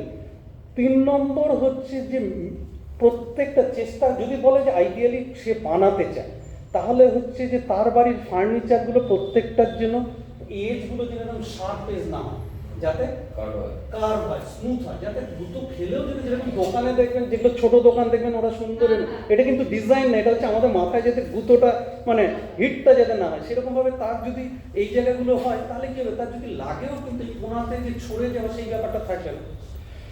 আরেকটা জিনিস খেয়াল করে দেখবেন যে আমরা কিন্তু কখনো দোকানে গিয়ে ভাবি না যে দুটো জিনিস, এটা আমার কাছে প্রথম মনে হয়েছিল আমি যখন জাস্ট পাস করে আমার যে প্রথম হাসপাতাল সেখানে গেছি, সে আমার খুব সিনিয়র একজন ফিজিশিয়ান ছিল, তার বাড়িতে অন্নপ্রাশন, তার ছেলের অন্নপ্রাশন গেছি, এখনও আমাকে হন্ট করে। তার বাড়ির কি বলে ওই শুভ উদ্বোধন মানে গৃহপ্রবেশ, গিয়ে দেখি তার টয়লেটে ইউরিনাল হচ্ছে দুটো, একটা উঁচুতে আর একটা নিচুতে। সত্যি কথা বলতে আমি গ্রামের ছেলে, আমিও অতটা জানতাম না। বলছে যে না, বাচ্চাদের জন্য এটা করা, যাতে তারা কমফোর্টেবলি ইউরিন পাস করতে পারে।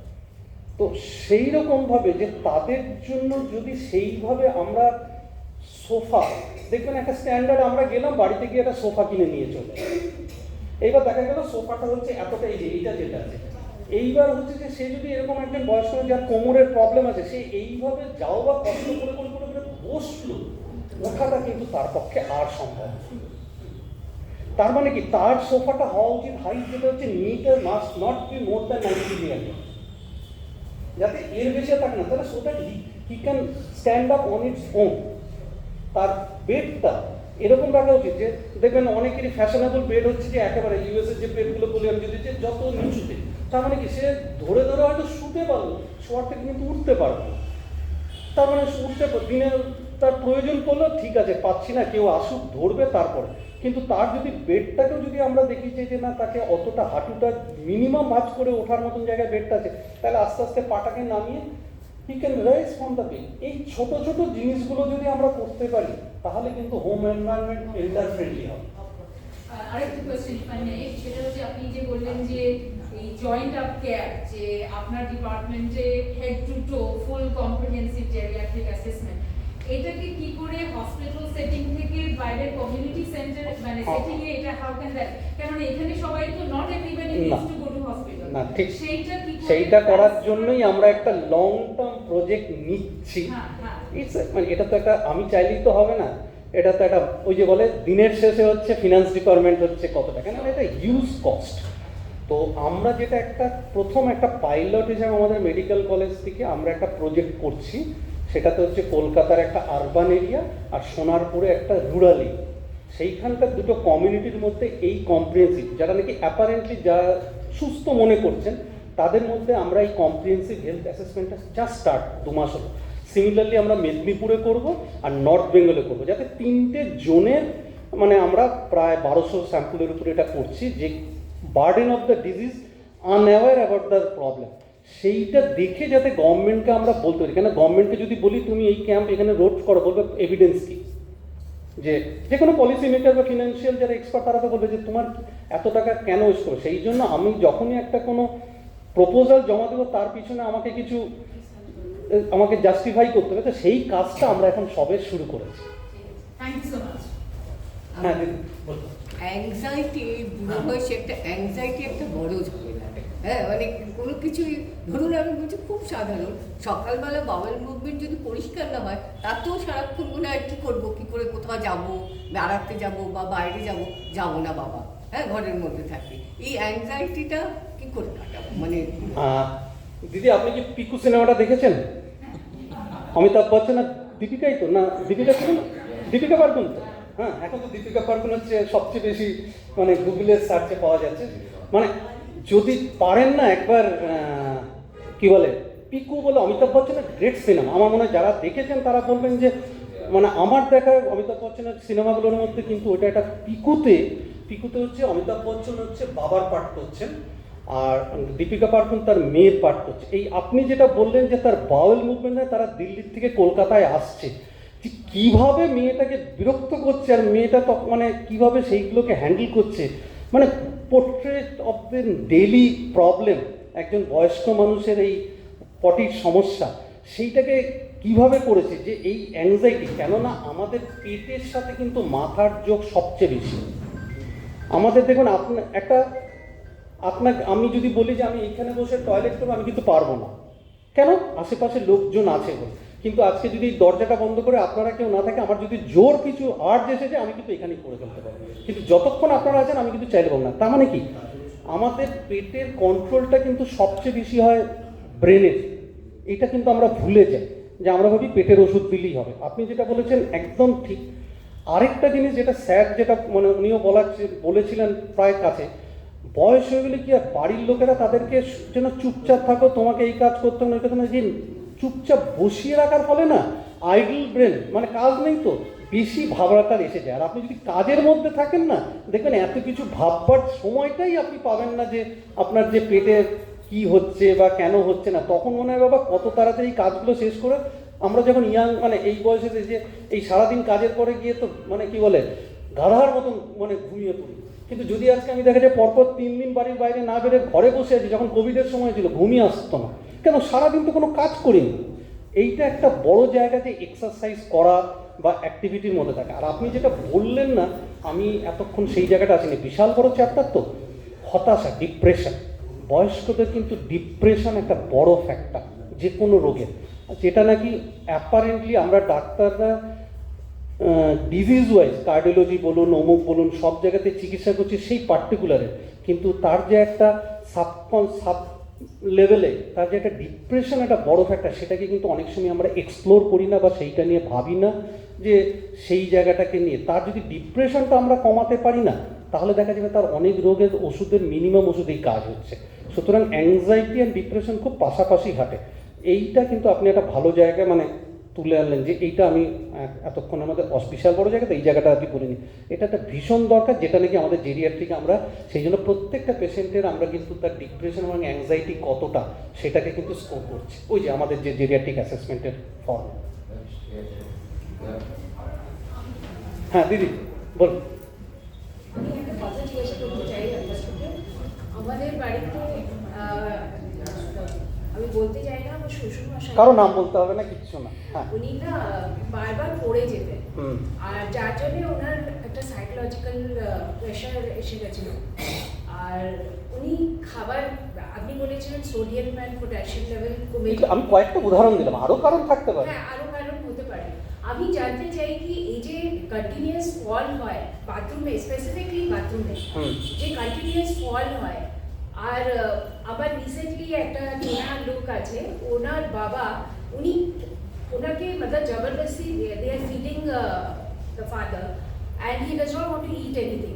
তো আমি জানতে চাই কি এদের মতন লোকের জন্য কি করা যায়? It's a psychological pressure only. আর মতলব একটা টাইম ছিল যখন এরা ভীষণ মতলব কর্মঠ ছিল, বাট মতলব after the fall that mental যে সাইকোলজিক্যাল প্রেশার ওদের উপরে পড়ে, ওটার জন্য কি জেরিয়াট্রিক কিছু করতে পারে ওদের জন্য? বিকজ ডক্টরস বলছে কি সাইকোলজিক্যাল মতলব সাইকোলজিস্টকে দেখাতে, বাট ইজ ইট লাইক আমি এটা জানি এটা কি একটা সাইকোলজিস্টকে কাছে নিয়ে গেলে কি সলিউশন শেষ হয়ে যাবে? Okay, ma'am. No, very good question. It's a general issue. You ma'am, before going to a psychologist, I would request you to assess, because one of the common problem of the frequent syncope, I forgot to miss the micturition syncope. What you told, that whenever she goes to the toilet and at that time, it's a very common for the men, elderly men. That the micturition. During the micturition, we have to give a very significant amount of pressure in our lower part of the abdomen. So that time there is this, you could say, the insufficient blood supply to our cerebral cortex. So that's why there might be some relative ischemia in our brain, and that may cause to the fall. I'm not sure what is the actual point in your father-in-law's case. So whenever any elderly man with a prostatic hyperplasia or this kind of thing, we got a lot of patient has this kind of thing, and we found that the problem is due to the prostatic hyperplasia, and that is due to the causing this recurrent hypertension, which I did not tell in that way. So before going to a psychologist or psychiatrist, I would suggest to go through to consult with a general physician who can go through all the common causes of syncope or pre-syncope, cardiac cause, syncopal other causes, and all these things. If everything is accurate, that there is nothing to cause this, then and then definitely you should consult with a psychiatrist, because always we divide this all the diseases with the organic cause and the functional. So when it is a functional one, then and then the psychiatrist can help you. Next. Sir আপনার পিছনে আরেকজন উনি একবার বলেনি।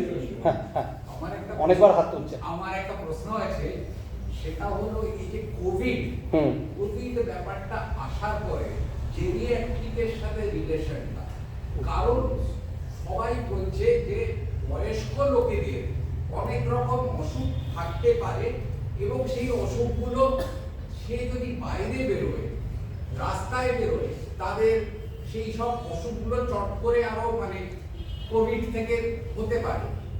তাতে আমরা কি করছি, বাড়ির লোকেরা বয়স্কদের বাইরে যেতে বারণ করছে, আবার একটা সেম টাইম আপনি যেটা সাজেস্ট করছে তাদের নর্মাল অ্যাক্টিভিটি গুলো করতে দাও। এইখানে আমরা কি করে একটা লাইন ড্র করবো যাতে ওইটাকে কম্প্রোমাইজ মানে তার হেলথটা ভালো থাকে, তাকে ডিপ্রেশনে না নিয়ে যাই বাড়ির মধ্যে বসিয়ে দেবে। এ তো একদম এভিডেন্স বেস কথা আমার বলা উচিত, যেহেতু আমি প্ল্যাটফর্মে। রিসেন্ট চায়নার ঘটনাটা তো আপনারা সবাই জানেন। 3 বছর ধরে চায়না ফুল লকডাউন করার তার এফেক্ট এতদিনে বোঝা গেল যে সেটা করে কিচ্ছু লাভ হয়নি।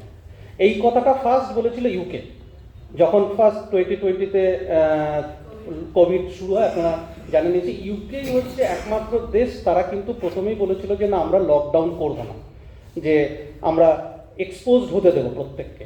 কেন, natural immunity is the strongest immunity than any medicine or anything.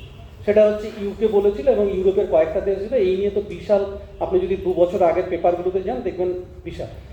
ইউএসএতে দুটো ডেমোক্রেট অ্যান্ড রিপাবলিকের মধ্যে একটা বড় ইয়ে হয়েছিল যে করা হবে কি হবে না, তো সেই জায়গার থেকে এসেছে।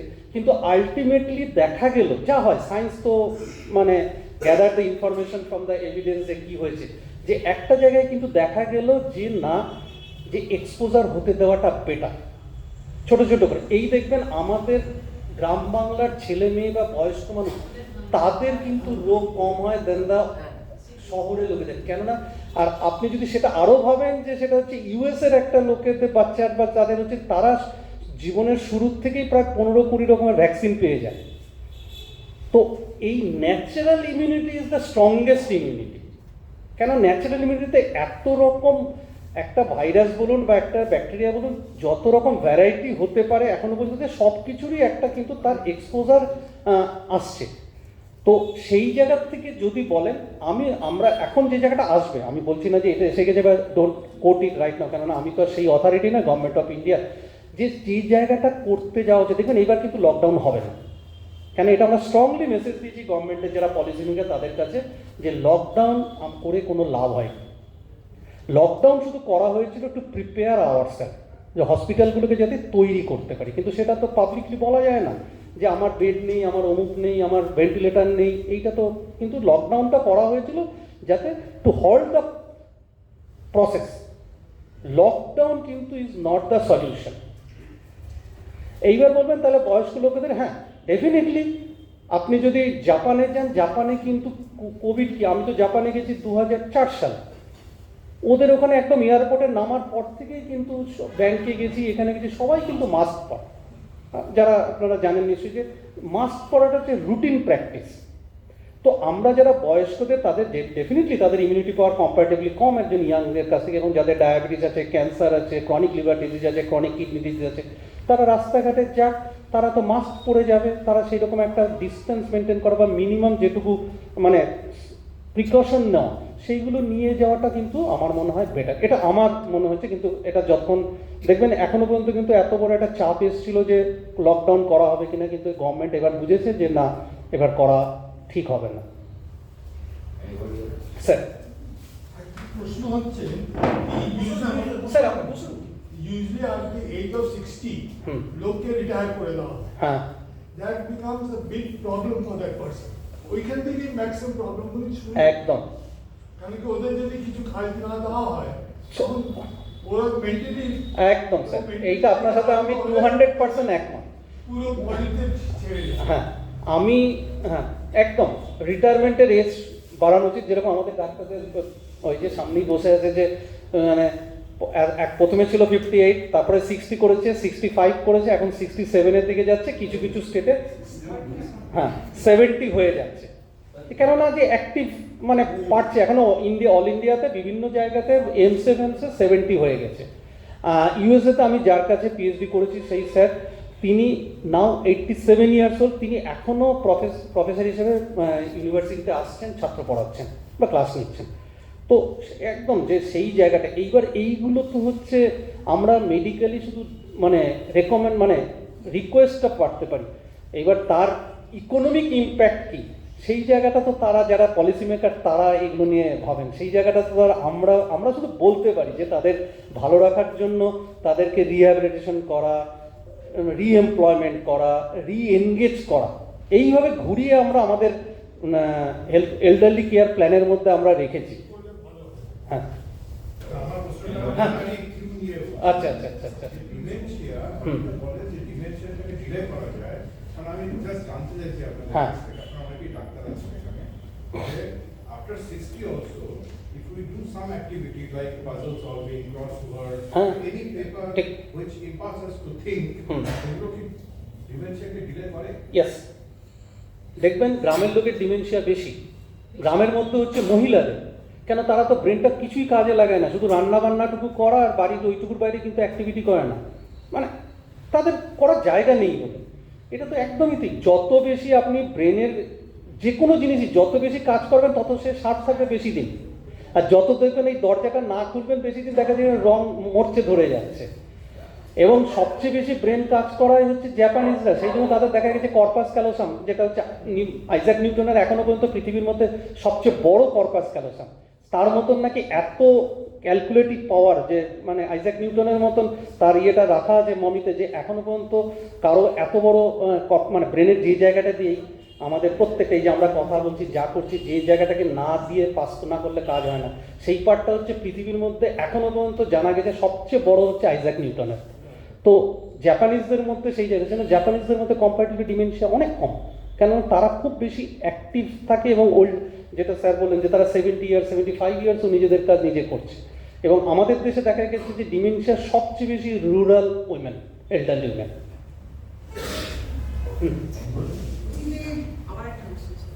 ম্যাডাম পিছনে একজন আছে, বলে দিন। এটা খুব কমন ওষুধ দেখি আমি বয়স্ক মানুষের মধ্যে ঘুম হয় না। হ্যাঁ এটা ভীষণ কমন, আর তার কি হচ্ছে ঘুমের ওষুধের উপর ডিপেন্ডেন্ট হয়ে যাচ্ছে, সমানে বাড়িয়ে যাচ্ছে ঘুমের ওষুধ, সেটা কি করে? কেন ঘুম হয় না বলুন তো? সারাদিন কাজ নেই তো, বাড়িতে বসে আছে, ঘুমটা আমাদের কখন আসে? ক্লান্তি আসলেই তো আমাদের ঘুম পায়। আমি তো যেটা বললাম যে আমরা টায়ার্ড হয়ে দেখেছেন, দেখেন না রাস্তায় যেদিনকে খুব টায়ার্ড থাকেন, বাড়িতে এসে হাড় ভাঙা খাটুনির পরে দেখা গেছে যে ফিরে এসেছেন, তখন দেখা যাচ্ছে যে খাওয়ার সময় পর্যন্ত না পেয়ে অনেক সময় স্নান টান না করেই হচ্ছে আমার মেয়ের যেরকম করে, যে স্যাট করে শুয়ে পড়লো, বিছনাও লাগেনি, বালিশ ছাড়াই ঘুমিয়ে পড়ছে, এবার আমিও হয় এরকম। তো তাদের কি হয়েছে, তাদেরকে একেবারে এতটাই মানে ইয়েতে রাখা উচিত, তাদের যে মিনিমাম একটা টায়ার্ডনেস যে তার যে লাগবে, যে তাতে ব্রেনের যে রেস্টে দরকার, সারাদিনই তো রেস্টে, দিনের বেলায় সে ঘুমোচ্ছে, বিকেলে ঘুমোচ্ছে, কাজ তো নেই, সেই জন্যই তাদের ঘুম আসে না। এই জন্য তাদেরকে কী করছে, জোর করে ঘুমানোর জন্য রাত্রেবেলা ঘুমে বসে দিচ্ছেন, এবং স্লিপিং পিল যেটা বলি আমরা, যে সকল ডিপেন্ডেন্ট হয়ে যাচ্ছে, অ্যালকোহলের মতন ডিপেন্ডেন্স হয়ে যাচ্ছে, না খেলেই ঘুম হচ্ছে না। আপনাকে নিয়ম করে রাতে তাকে না ঘুম পাড়ালে, সে না ঘুমালে বাড়ির ছেলে মেয়ে বৌমা তারা সবাই ভাববে যে বিরক্ত করবে, না বাবা একটা ঘুমের বড়ি দিয়ে রাখি, এটা তো কোয়াইট কমন প্রবলেম। হ্যাঁ দিদি।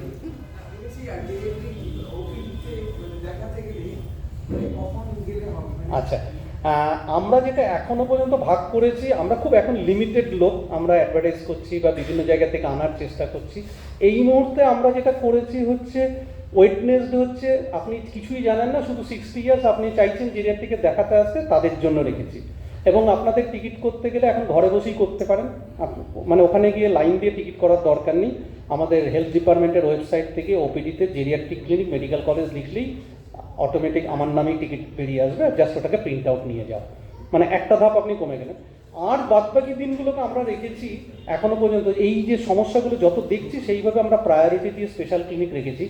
মানডেতে হচ্ছে ক্যান্সার, জেরিয়াট্রিক বয়স্কদের ক্যান্সারের জন্য আলাদা একটা বাধ্য হয়েছে আমরা খুলতে, এত পাচ্ছি যে একটা দিন, কেননা একটা ক্যান্সার পেশেন্টকে দেখতে অনেকটা সময় লাগে, সেই জন্য সোমবারটা সেটার জন্য রাখা হয়েছে। মঙ্গলবারটাকে রাখা হয়েছে, যেটা ওই যে ম্যাডামের বলছিলাম অন্য জায়গায়, যে শুধু জেরিয়াট্রিক অ্যাসেসমেন্ট করার জন্য, যে যাদের অ্যাপারেন্টলি কিছু নেই কিন্তু তাদেরকে দেওয়া, তাদের অন্যান্য সমস্যা বা এরপরে কোথায় যাবে সেই গাইডেন্সটা করার জন্য।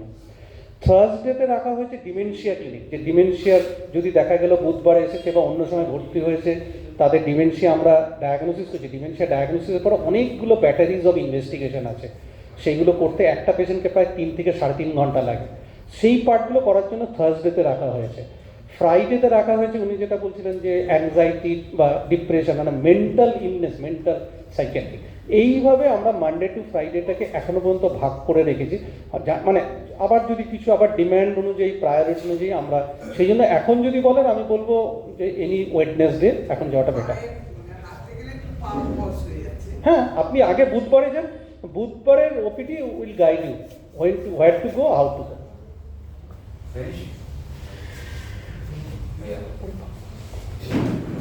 Thank you.